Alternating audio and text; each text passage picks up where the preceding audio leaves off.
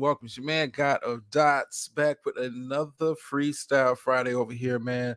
Hope everybody has had a good week. I hope you have a good weekend, Super Bowl weekend. Time to kick it with the family, friends, and all of the good stuff. Yes, Miss Murph. Miss Murph.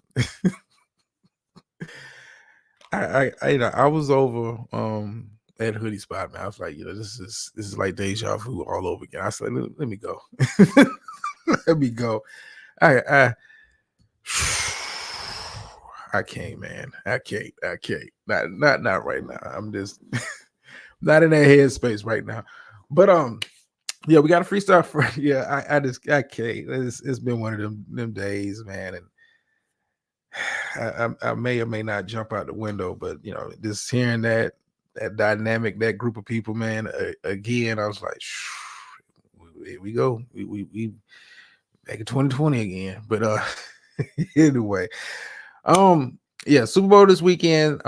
Made my picks yesterday. If you missed the show, go back, check it out. Thumbs up and all that good stuff. I got Chiefs winning, close game. I think it'll be a low scoring affair, but more detailed breakdown, check out yesterday's show. But tonight's show, I want to kind of go back to a topic we've had on previous Freestyle Friday shows when we're talking about NIL deals in regards to college athletes. NIL kind of came in and changed the landscape. It allowed players to kind of become paid for their services to their respective universities in regards to athletics. No longer did players just have to say, hey, we gave you a full ride scholarship, while the school and these conferences and an NCAA has made millions and billions of dollars off of them. And your return is, we gave you a scholarship. Well, with the NIL, it kind of changed the landscape, kind of made what was going on in private a little bit more public. I'm pretty sure if you're a sports fan, you're aware, how boosters have been able to sway players, and that stuff comes out later on after the guys left the university. I'm looking at you, Reggie Bush, out there at USC. How stuff has kind of come out after the fact. How boosters took care of his family, and through the family, you're taking care of the player. With the NIL, made it where players were able to negotiate endorsement deals and whatnot to be part of that university and be part of that athletic program. I still think it is a very good thing that this is kind of come out, because I of the mindset, and there's other people, more prominent people who are thinking along the same lines as me. Recently, as of I want to say last week, Rick Pitino kind of came out and was like, told the NCAA, hey, let's just drop the act. These guys need to get paid like professionals. And rightfully so. I mean, everybody has for years has made millions and billions of dollars off of these players, off the back of these players. Even with the NCAA, you would think they would have learned a lesson with the Ed O'Bannon trial back in the day. That kind of stopped all the NCAA games and stuff like that from coming out, because they was using the player's likeness, selling it off to EA Sports and other other people that was just selling other players' likeness and all of that kind of stuff. And, everybody was making, money hand over fist. But the Ed O'Bannon decision, it made it where, hey, you can't use my likeness in the game. Now with the return of the NIL, with the NIL, you're starting to see the return. I want to say this summer, NCAA football is finally coming back out for my video game heads. Best football game ever, NCAA, better than Madden. Not even open for discussion. But It's an even more recent development that's kind of come out in the news, and I wanted to share. First of all, I want to share the clip with everybody. You know, and then I kind of break down what I'm listening to and what I think it means for the future of college athletics, in regards to players and compensation and that kind of stuff. So let me get it queued up real quick. All right, let's go. Student athletes considered college employees. That's the decision from a regional director of the National Labor Relations Board, which would then allow 15 men's basketball players from Dartmouth to hold a vote on whether they want to unionize. I think it's good for them. I think it will be interesting to see like where other teams go from that standpoint. Unionizing would give these players the ability to negotiate salary, practice hours, and travel, along with other working conditions. Back down, Brewster. What a play. News 9 is still waiting to hear back from Dartmouth officials, but Dartmouth President Sion Bylock spoke on CNN about if she'll support the men's basketball team if they unionize. We have productive working relationships with so many unions, but we believe our athletes are students. We don't give athletic scholarships. We are student athletes here, and we believe our students should be thought of in that way.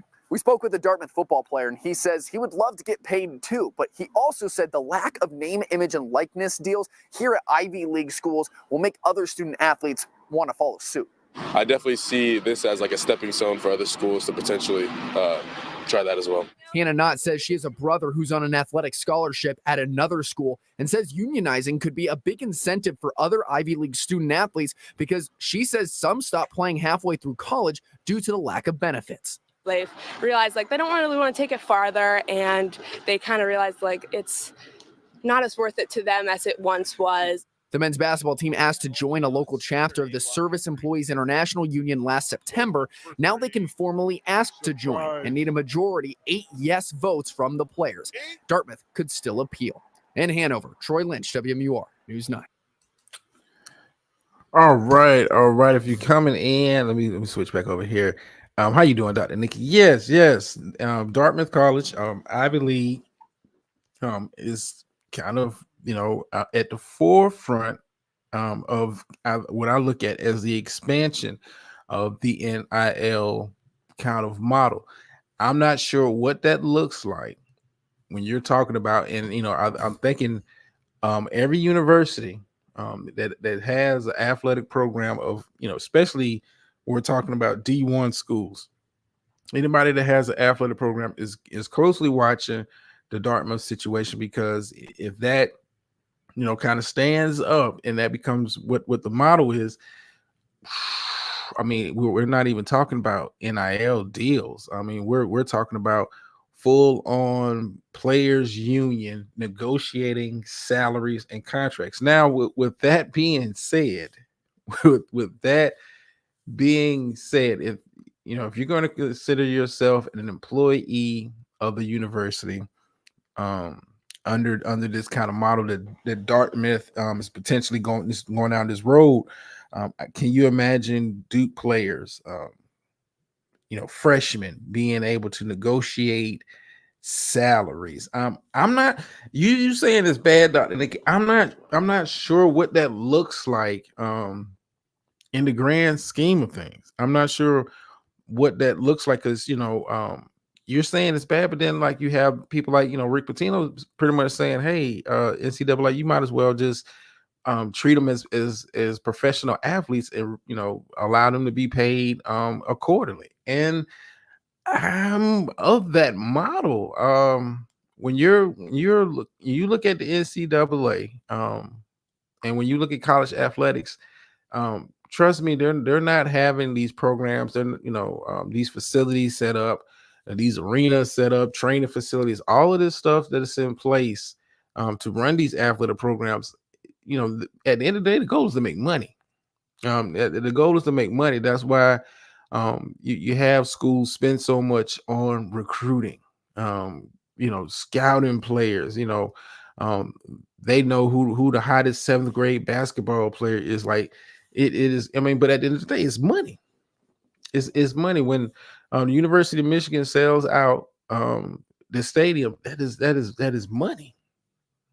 when they're on TV, they got these TV deals, jersey sales, all of this kind of stuff, and endorsement deals, is money. And I look at the Dartmouth situation as maybe being, I don't want to, go out too far, but kind of like a pioneering limb into what the future kind of looks like for college athletics in regards to money. NIL is just a slick kind of way of players, quote unquote, getting endorsements, but let's call it what it is, players getting paid.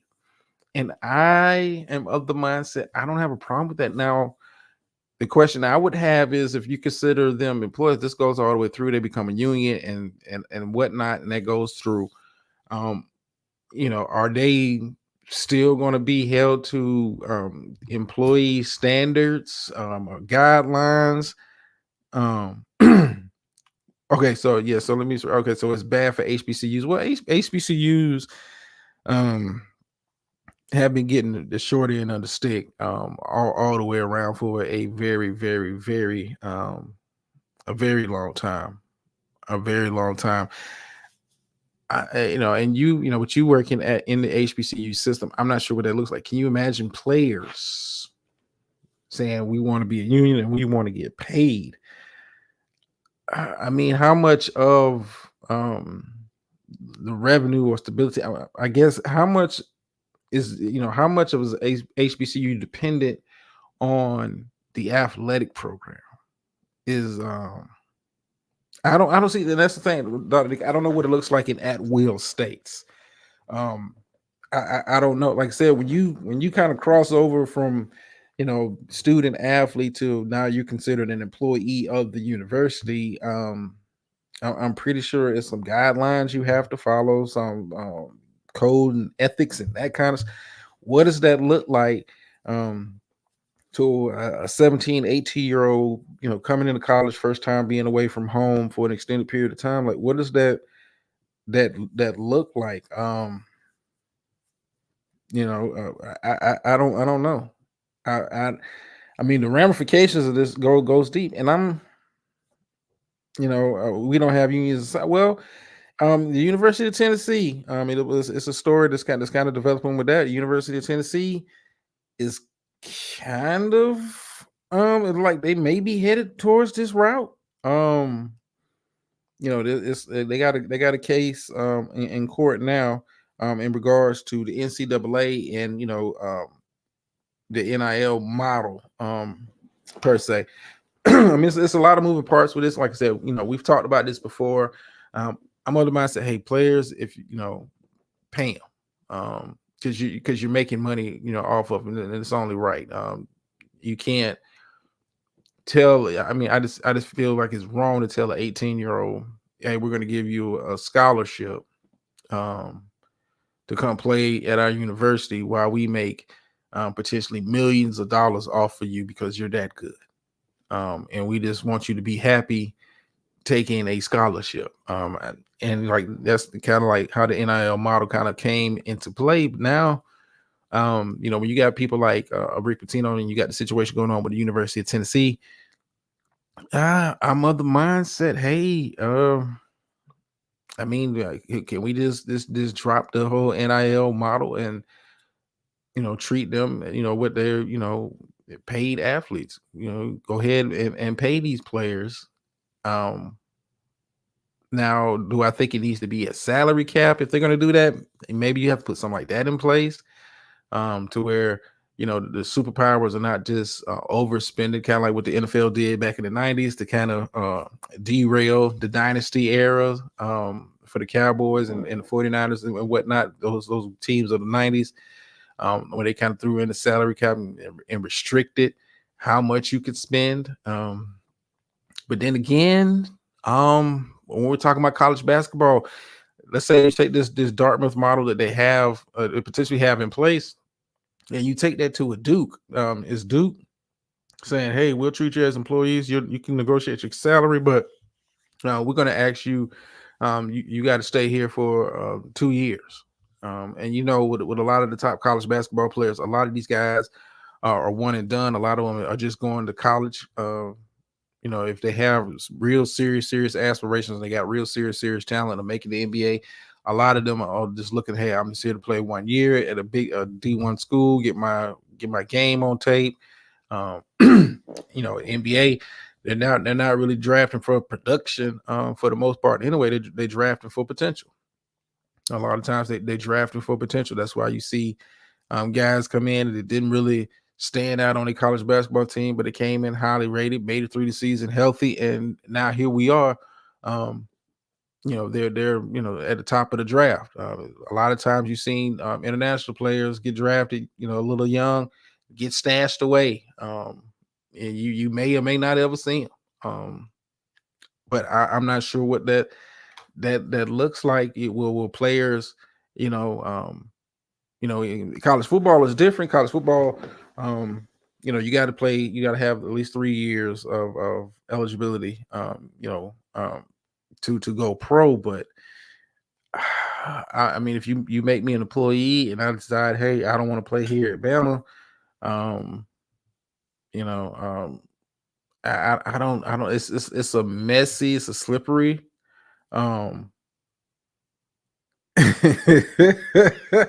It's okay, Dr. Nikki. I mean, it's just like a real slippery slope that we're talking about here.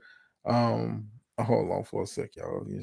Nobody comes up, even though it's okay. Hold on.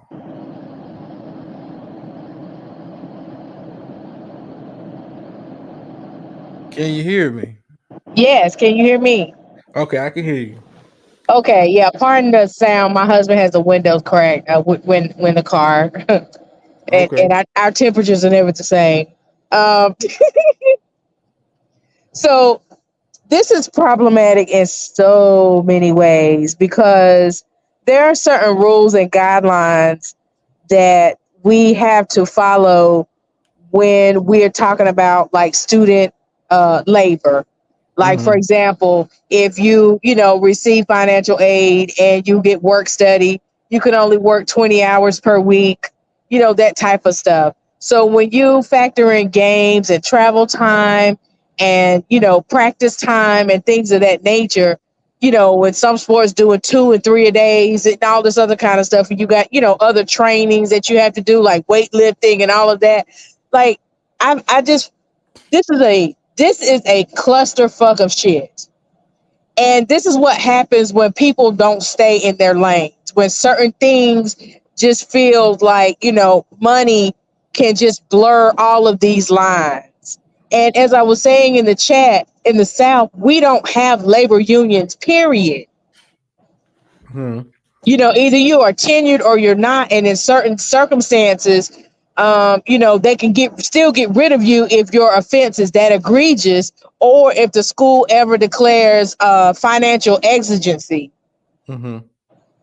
So you're talking about a bunch of policies that have to be rewritten. There's, this is a mess. This is a mess. So I was all for NILs and athletes, being able to make money on the side. And, like we've talked about in the past, about families being able to benefit and things like that. Christopher, hold on, baby. I'm talking. That's the third person, that's the backseat driver.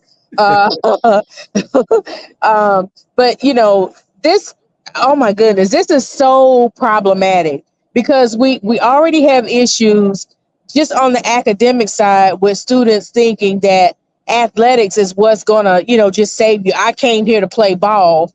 Well, you can't play ball if you're not a student because you're a student athlete. If you're not a student, then you can't be an athlete here. We already have that dynamic because, of course, everybody comes to college thinking that they're going to go to the pros. And for this to happen at Dartmouth College, is who's supposed to be like the paragon of whiteness. You go to Dartmouth, I'm not even sure Dartmouth if they even have like an accrediting body. Like schools like Dartmouth, Yale, and Howard, they don't go through any accrediting agencies because they don't even need federal dollars because their money, their endowments are just so fucking ridiculous. Okay. Yeah. So they don't even abide by regular rules. So it bothers me that you have a school like this that's championing this idea when it's not ideal for the rest of the world. Does that make sense? I hear what you're saying, but here's what I want to kind of touch on, because when we're talking about like Dartmouth may be setting a precedent with this. Can you imagine? I mean, the NIL is the NCAA is seems like it's having a hard time because they got a case with the University of Tennessee and some other stuff going on. The NCAA is having a real hard time controlling the NIL stuff. Now here you got an Ivy League school kind of setting the models like, hey, we rather just make players employees, which is pretty much saying, you're a professional. You're not just a student athlete. You are a member of the staff, faculty. I don't know how they be classified. But you're not. You're not a member of the staff. Well, I mean, but you're an employee. That's what the likelihood of them having, if they decide to become a union, they can be viewed as employees and negotiate salaries. I'm like, it's wild when you think about it, but because then you open up the door for other staff members who might be of age of the students and what have you that also want to play. Like it's a mess. Trust me, it's a mess. They're opening up Pandora's box. I didn't think about staff coming back to play. I never thought about that. I mean, it's like think about it. Like, say for example, if you were so non-traditional students are students who are considered to be between the ages of I think it's either 23, 24 and up. I want to say it's 24 and up. So that means that although you didn't go to college at 18 or 17 or right after high school, that you have up until that time to be considered still a traditional student. So it's very possible that you have 20 and 21, 22, 23-year-olds who are freshmen who still have that 10 semesters of eligibility to play against other 17 and 18-year-old students. I hear you. I don't know if that'll be a major issue, because if you weren't already balling, then I don't see. Listen, JUCOs and walk-ons, you'd be surprised at sometimes how desperate things can be. And some people really do, keep themselves in shape, or, might have somebody coming out the military or whatever. It's just a bunch of stuff. I'm just looking at it from every potential issue that could arise out of Dartmouth, who is a school that doesn't even consider themselves a part of the norm or the average. Mm-hmm. This is the exception to the exception to the exception to the rule. Yeah.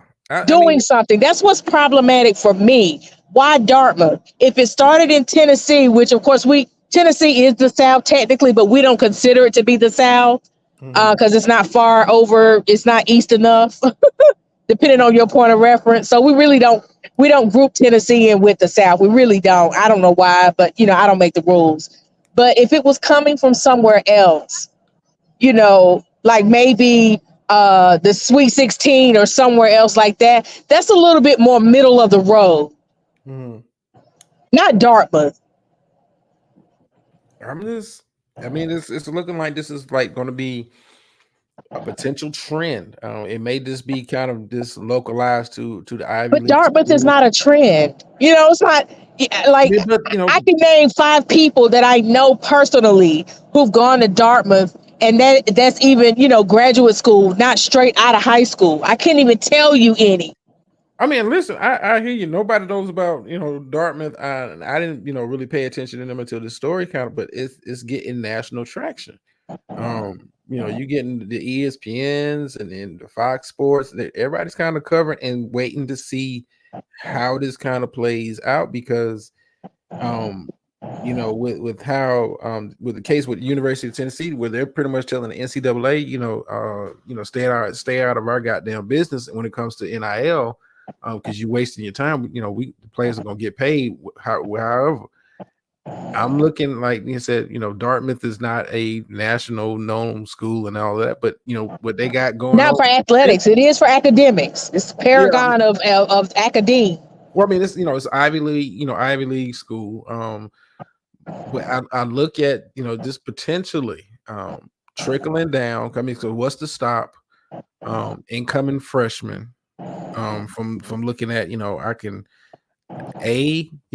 hope to get NIL deals that I feel will properly compensate me, or I can go to a university where I could be potentially negotiating a salary altogether. Like, Now, I do like what you said about a cap, but even still, that's problematic because it's a cap in reference to what? Like, if there's still a new thing, most of those students will be making more money or have the potential to earn more money than the college chancellor or president. I agree with you, but at the same time, I want to lean a little bit towards the players because this structure that they have in place is making billions of dollars.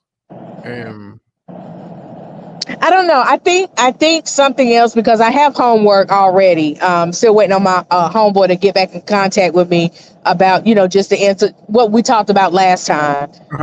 But I would be interested to see if he could give me just some numbers as far as based on the overall budget, operating budget. What percentage of that comes from sports? What percentage of that is federal? What percentage of that is? I'd be interested in seeing that pie. I mean, I Because got we know how much athletics generates, but exactly how much of it is it in totality, of the entire school's operating budget, including the alumni giving and all of that. I'd like to see it in proportion to all of that. I mean that'd be an interesting look. I'm interested myself. I'm assuming with certain schools, I'm thinking it's a big part of the budget, or overwhelming part of the budget. Um, you know, I do. I'm looking at some of these SEC schools in particular, like yeah, like the Mississippi States, the Ole Miss. Like, yeah, I know athletic is a major part of your budget. Right. No doubt. But the coaches get paid, accordingly. But I'm assuming that if you look, okay, so there is a form that anybody can gain access to, and it's called an I-99 form. And that it gives you a list of the top 10 salaries at all or any nonprofit school. They have to list the top 10 salaries. So it would be interesting. Number one. I would assume head coach would be number one. Well, it would be interesting to see that. Yeah. Because we already have issues when faculty and staff were able to find that is public knowledge, and then you'll find that there are some schools that will still find some kind of way to redact even that because of the discrepancies in the way faculty are paid versus staff. You can't have a school without your faculty. How important are the staff as far as the assistant to the assistant to the associate to the assistant, those types of things. So that's what I'm saying. Like, this is just adding an entire another layer of messiness to something that's already a mess. And again, I support the students. I'm always student centered. That's why I'm learning centered. But the learning is for the students. So any way I could advocate for my students, of course I would do that. But oh goodness, if we're talking about, like, you've done show after show after show of some of these athletes who get all of this money and they're so irresponsible and just turn into like the biggest jerk. So it's like, imagine if getting that power that interferes while their brains are still developing, which is why we have college right after high school, because your brain is still developing. And that's the ideal time to continue to shape it. Imagine messing it up even at that early age. I mean, it's just, I don't know. That just bothers me. And again, starting at the whitest white school, it's just like, oh my gosh, just like, good Jesus, like the white man's hegemony is crazy. It's like there's nothing, there's no industry, no institution, no nothing that they're not trying to, I don't know, tear down or continue to build up solely to keep them in a dominant position. It just bothers me to my core. Like I said, I'm monitoring it, and like I said, stuff like this comes up on, and I didn't have to search hard for it because it was, right at the top of the ESPN ticker. I was like, what, Mhm. what is this? And I had to go do a little research on, like, I mean, this players becoming a union and being considered, and the university is like, if you can pull it off, if you vote for it, we're cool. And I'm like, That's just crazy. That's just so crazy to me. So I know that and this is a little bit off topic, but I'm gonna bring it back to what we're talking about. Other YouTubers and other sectors that I'm in, especially those who, keep up with celebrity gossip, they're talking about this fall of Hollywood and celebridom, if you say it. But I see a fall of education or academia along with it, with just this small piece right here. I thought that COVID really did a number on it, but then we got, NIL deals that this is kind of, I don't know, it's like the 1-2 punch with any type of structure or rigor, just to the academy, or respect or prestige, or, any a benefit, value, all of it. I mean, but that's what you're talking about. I mean, that's a much deeper conversation. Sure it Yeah, is. yeah, that's a much deeper conversation when we're talking about how education is viewed, even from our generation to now. Mm-hmm. How it's kind of, I mean, I think I did a show on this about a year or so ago, and I was like just breaking down how certain states, I mean, even with high school, like they'll allow them to drop out at 16, like how education has become devalued in this country. But that's a real deep, that's deeper than sports. Yes, it is, but that's something that, kind of is an incentive to keep students in school. I want to play sports. So you can play sports when you're in school. That's what I meant by that. It's just kind of like what else are you going to attack now? The band programs? I mean, we can't have marching bands at halftime. Well, I'm curious because I'm gonna reach out to speak because I'm curious to know, what is his son's views in regards to, does he see college as just a ends to a means, or is it something he's really going to invest his time and effort into and utilize, and go for a degree and all that? I mean, because some players, depending on the talent level, look at college as an ends to a means. That's why, um, you rarely hear, not to say it don't happen, but you rarely hear once they go pro, they don't go back and finish their education. It's like, yeah, whatever. Well, I think now they all have to play at least 1 year of college ball. Isn't that right, babe? Don't they have to play 1 year before they But can go pro? either 1 year college ball So or Speak they could. son right now, if we go on what he says, but I believe I don't Speak doesn't have a reason to lie. His son is like the number one, recruit or whatever. He's got to go for that 1 year, and I don't think Well, they changed it. You just have to again. no, because you just have to be out of high school for a year. Remember, LaMelo Ball, he didn't go to college. He went to go play in Australia for a year. Then went into the draft. Oh, okay. Yeah, you Remember, got I don't like the NBA like that.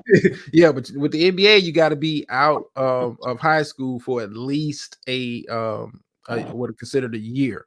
Well, So Mr. Walden said those are dummies who do stuff like that. So I just wanted to give him his 2 cents. okay, I hear him. I hear him. But if your intention is not even like, say a lot of them will go to college. The one and who's one and done. Like, I'm just here because I didn't want to go play professionally somewhere else Right. because I have a bigger spotlight here playing Right. college basketball. Hmm.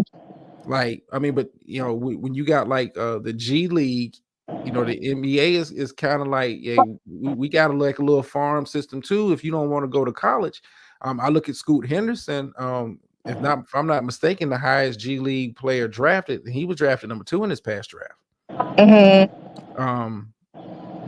I mean, it is a very slippery slope where we're talking about, players and the money, and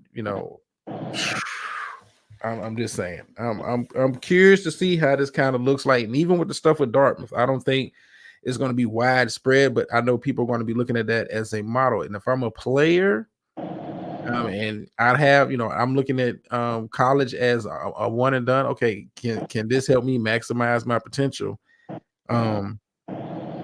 Get me into a school that's following the Dartmouth model and negotiate my salary. Let me walk in here, make six figures for the year.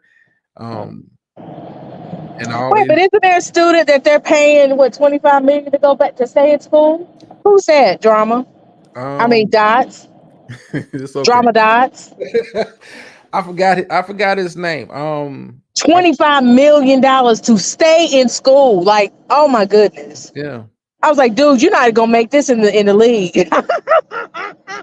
I mean, but what he could potentially, I'd be like, how long can we stay in school? I mean, but what he could bring to the school, I forgot his name, and I know who you talk about. What he could potentially bring to the school as far as like national championship, national exposure, you got boosters that are willing to pay that. $25 million to one student. I mean, look what Phil Knight is doing at the University of Oregon. Like I wish I could look at that, but I don't even watch them. I mean, have like, to take your word. Talk about from the basketball team, all the Oregon athletics is pretty much Nike. Phil Knight is sponsoring all of that, new arenas, training facilities, all like he's that invested in the athletic program there. So it's nothing to say, hey, if I know I got a guy, and it's primarily through I need you to stay another year. I'm Phil Knight. What do you need? If you stay another year, I can probably, and if you get drafted first round, I can guarantee you a Nike deal. And what young man or woman is turning that down. Is like, damn, I may not make this, like you said, I may not make this in the league. Let me make it here. Like, now I look at college. You got to look at college athletics from a business side. If you're a player coming in, you can't. I would be slapping Speak in the back of his head if he wasn't talking to his child about NIL money that he could potentially be making while getting the education. Like I was slapping him in the back of his head. Like, no, you don't just go to somewhere and they not offer you. I mean, you got people that'll offer you something for your services, and you're a player and you have services to offer, and they kind of with the Dartmouth thing, you an employee. Like, I know, but that employee thing again, it's tricky. It's almost like it just really it's almost as tricky as separation, or the reason why we have the separation of church and state. It's bad. But before I get up out of here, I want to play you a clip. I know I talked about this on previous episodes. Like, people don't understand how vulgar people can act at some of these sport events. If you're not a person that regularly goes to games and stuff, I want to play you a clip from a game this past week involving the Clippers. Hold on, if I got it queued up. Yeah. Oh Lord, not the Clippers. No. Yeah, you. This is an interesting clip. Okay, here we go. I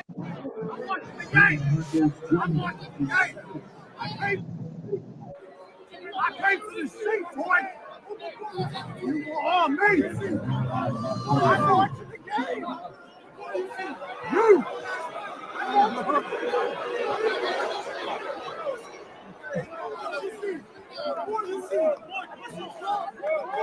watching the game.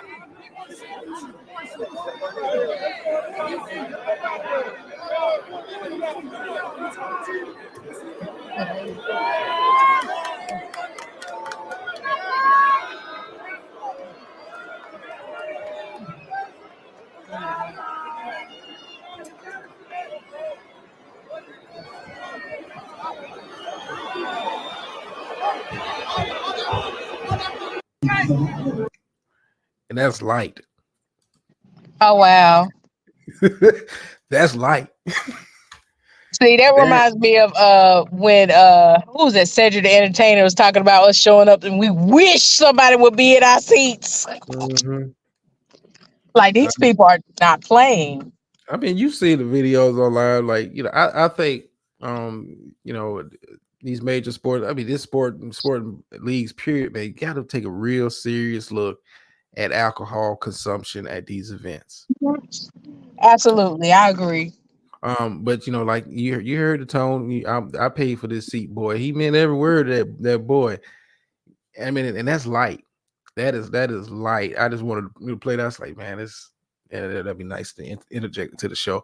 But yeah, Miss Dr. Nikki, it has been a pleasure. People are hitting me up. My motivation ain't there yet, but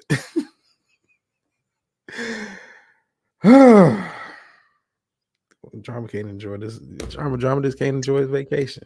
Drama can't enjoy his vacation. I don't get it. Okay, so it seems like Dr. Nikki's having technical issues. I appreciate her coming up for a Freestyle Friday. Appreciate everybody for being in attendance. Okay, she back. Hey, I'm sorry about that. Okay, I now don't which even know one why you I'm want up me here to drop? twice. Okay, hold on. Let me drop this one. Okay. All right. Yeah, sorry about that. Yeah, we don't need Nikki double time. Miss Murph, don't do what you not. Miss Murph, I have some stuff to get out, but the way I'm feeling right now, I'm just not like overly inspired. I told you guys at the beginning of the year, I want to spend more time over in this space, and then Starve about. what am I missing? Like for real, like. I mean, I got some commentary I could give, but I just I want to. I'm gonna relax. I'm gonna relax this week. And then maybe pick the ball back up. Another day. I don't know. I'm just Starve about. It's not even about start. It's like they're not even. This is just the corporate space, but y'all know what's going on. But I just like the past couple weeks, I'm just not like I'm not the thrill. Like they say, the thrill is gone. Like people don't understand. Like when I say I want to spend more time over here and doing like other stuff, other projects I'm working on, like with other people, like I'm more excited to do that. Getting up there and giving a show sometimes is it ain't in me. So I was like, this year I'm gonna come in. I'm not gonna force it. If it ain't nothing that gets me going or gets me motivated, I'm just not gonna force the work, man. Like I feel you. That's what happened with me. Like I just stopped feeling it, and it wasn't fun to me. yeah. I mean, I wouldn't even say it's not fun. It's just like like I'm talking about putting the work together was not yeah, fun to me anymore. yeah. I It mean, became a task. yeah. If it becomes a task, then yeah, you got to kind of step away from it. Luckily for me, when I do this stuff, like the sports, like it's not a task. I enjoy it. Yeah. It could be like one or two of y'all in the chat. It don't matter to me. I'm gonna still do my show, get my material out, and because I actually enjoy it. Like I can I'm gonna be sitting up 12 o'clock noon on Sunday watching all the goddamn pregame shows. The best excuse to watch games all day, huh? It's not even a game. Look, coverage starts at like 8 o'clock that morning. Yeah. You get all kind of background stories and I just Super Bowl Sunday for me it's like the end of the season. What's going on, brother? Over certain take your channel on the new direct. It's not even that, Miss Murphy. Like I've done different kind of shows over there, and I still will, but I just don't believe in forcing. You want me to put some gas in the car? I just don't believe in forcing it. Like I enjoyed the Not a Sector show. I mean, we off this weekend. My co-host is traveling, but I enjoyed that show. We put a lot of work into it, a lot of effort into it, finding stuff. Trying to make sure it's relevant to a show. I enjoy that a little bit more. It's just refreshing not to have to fight and always be on defense. Yeah. Oh. Yeah. And that's part of the reason why I enjoyed the debate I did on Hoodie. Like it was a breath of fresh air for not only for me, for just a lot of other people. Like we can get together sometimes and not be fussing and fighting. And sometimes some folks are saying some nonsensical shit, but it didn't go left and be completely disrespectful. But yeah. No, I feel you. And I am so sorry about what's going on with this echo and everything, but You thanks for just good. bearing with me. You I, good. You I good. just wanted to chime in. I just couldn't take it. I know you were sitting there listening like, what? Huh? What? I know. And I was trying to be good. I was like, let me not go up. And I was like, I can't. No, hell no. No. Brother of a certain age, I'm looking forward to whenever you doing that show, man. Just let me know. You can hit me up, and I'm there for it. Like I want to start doing start doing more stuff like that, more worthwhile conversations.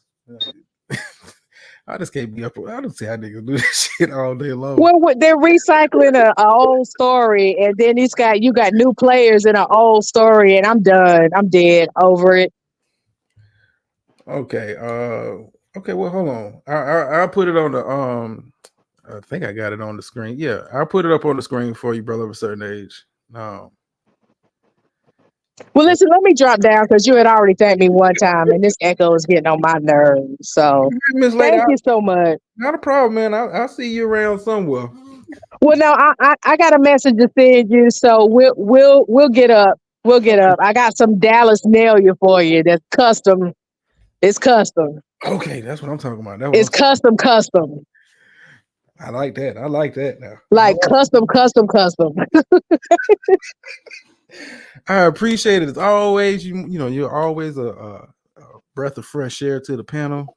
Thank you, and I appreciate you creating this space.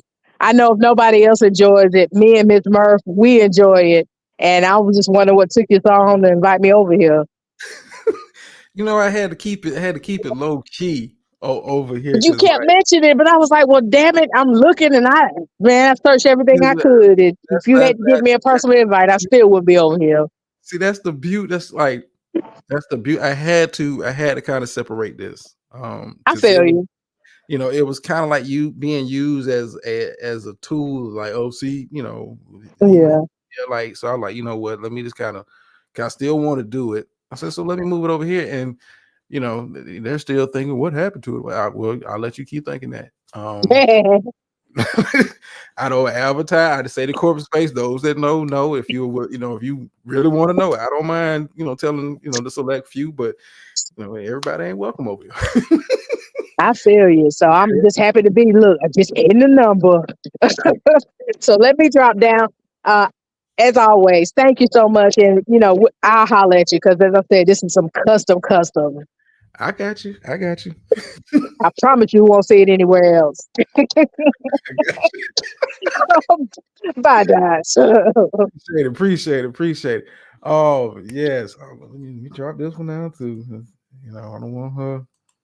Okay, hold on. Yeah, she'll be fine. All right. Rube has you referred to an imaginary corporate job. Hey, Miss Bev, let her run. I let them run whatever narrative they want to run when I talk about the corporate space. That's fine. Like I said, I like the people that I've invited over to the space, the people that have come through from time to time. Listen to a show, not listen to a show, like, share, I mean, whatever. But I needed a space to do me without all the noise. I get enough noise over there.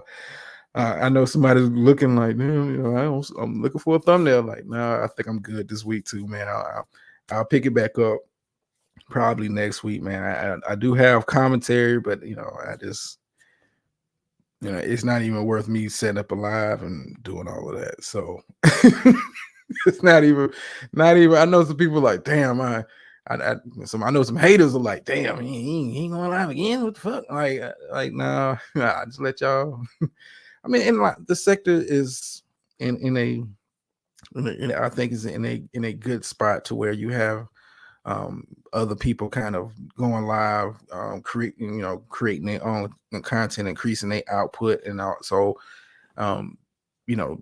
people just like, I don't want to say dependent on the Friday show, but I mean, I know some people look forward to it. When I'm doing it, I look forward to it. But I mean, you got the hood conservatives, you got the toilet ladies, you got other people that are contributing content on a regular basis. And for me, it's kind of what I've always wanted from the space is just, people spreading their wings and doing whatever content they, that, at the end of the day, they enjoy. And that's kind of like, I ain't retired or nothing like that. It's just, I'm what's the point of oversaturating the market? Like, you got the hood conservatives, you got, binaries back outside. The fraud is active with the community wall. Even make a change and starting to kind of get into the swing of dropping videos here or there. Like, I've done my part, and I will continue to do my part because I still, fuck with the sector. I mean, you got the raw bees, the sexy reds, and all these other new people coming in, and getting a taste of it, and people get a taste. Like, I'm cool. I'm cool with it. Like, only people gonna be mad on me tonight is mainly the haters. Like,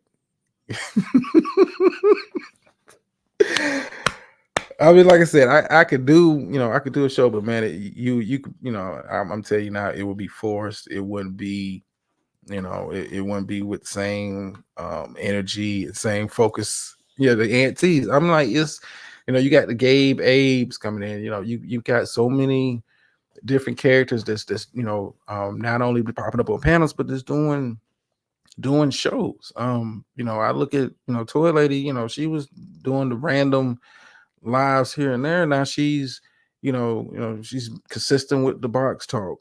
Now you've got the messy mornings or whatever. Like, she's like, okay, I'm step my creation up in the space. And I look at Hood Conservative. Hood's damn near live Monday through Thursday.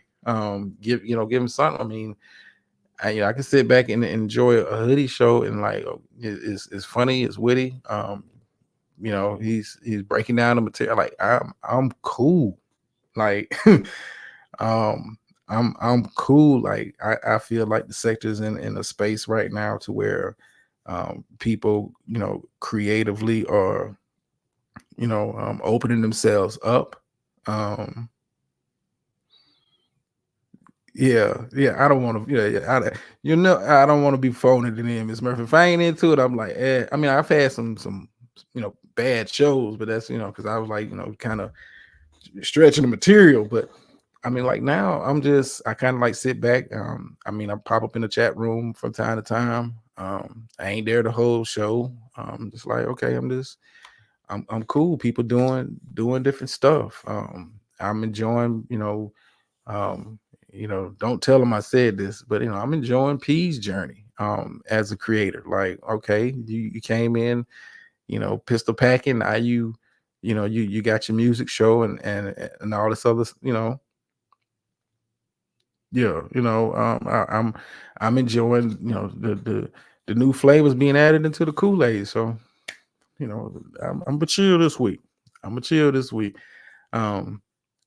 But don't get it fucked up. I'm ready to come outside when need be. But let me get my ass up out of here, man. Enjoy the rest of my Friday night, man. Hope you have a good weekend. Hope you enjoy the game. Housekeeping before I get up out of here. Next week, I'm gonna set aside a day. I'm not sure what day. I'm gonna set aside a day, and we're gonna kind of like do the year-end wrap-up in regards to the NFL. Talk about it'd be open panel to anybody that want to join. But I'll be talking about my observations from this past season, surprises, that kind of stuff, disappointments. Just a year-end wrap-up. So I'll be doing that more than likely next week. But we're gonna be diving into the NBA content. Y'all know how we do around this time of year. So it's always appreciated and all that good stuff. Let me get my ass up out of here before I get convinced, because I got a thumbnail in mind. Get your ass out of here. Get your ass out of here. End you off with the phrase that pays. Sometimes you win, sometimes you lose, but every time you learn. And I'm out. Is for